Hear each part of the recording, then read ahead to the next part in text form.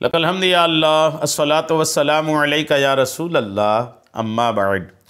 سلسلہ ہے ناظرین کی طرف سے پوچھے گئے سوالوں کے جواب پیش کرنے کا۔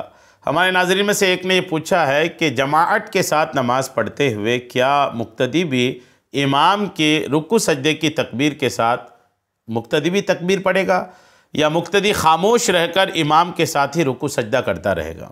یہ ایک اہم سوال ہے، نماز کے تعلق سے چونکہ سوال ہے، اس لیے توجہ کے ساتھ اول تاخیر اس کلپ کو سماعت کر لیجئے تاکہ ایک بہترین مسئلہ آپ کو معلوم ہو جائے کہ جب آپ جماعت کے ساتھ نماز پڑھتے ہیں تو آپ قرأت نہیں کرتے، قرآن آپ کو نہیں پڑھنا ہے، چونکہ امام کی قرأت ہی مقتدی کی قرأت ہے۔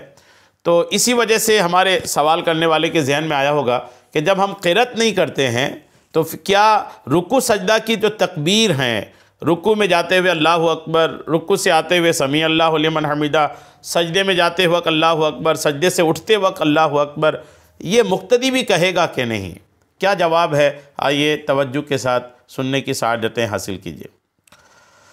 جب امام اللہ اکبر کہتا ہوا رکوع یا سجدہ میں جائے تو اس کے ساتھ مقتدی کو بھی تکبیر یعنی اللہ اکبر کہہ کر رکوع اور سجدہ کرنا چاہیے، یعنی جیسا امام کر رہا ہے، امام رکوع سجدہ میں جاتے ہوئے اللہ اکبر، سمیع اللہ لمن حمیدہ جو بھی تکبیرات پڑھ رہے ہیں، ان تکبیرات کو تکبیرات انتقالات کہتے ہیں، تو ان تکبیروں کو مقتدی کو بھی پڑھنا ہے۔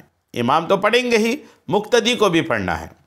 خلاصہ کے فتویٰ کی فقہ کی بہت بڑی کتاب ہے، اس کے جلد 1 صفحہ 161 میں یہی لکھا ہے کہ امام تو پڑھیں گے ہی تکبیرات انتقالات، مقتدی بھی امام کے پیچھے تکبیرات انتقالات پڑھیں گے۔ امید ہے بات آپ کو سمجھ میں آ گئی ہوگی۔ اللہ کریم ہم سب کو سننے سے زیادہ عمل کی توفیق عطا فرمائے، آمین بجاہ النبی الامین صلی اللہ تعالی علیہ وسلم۔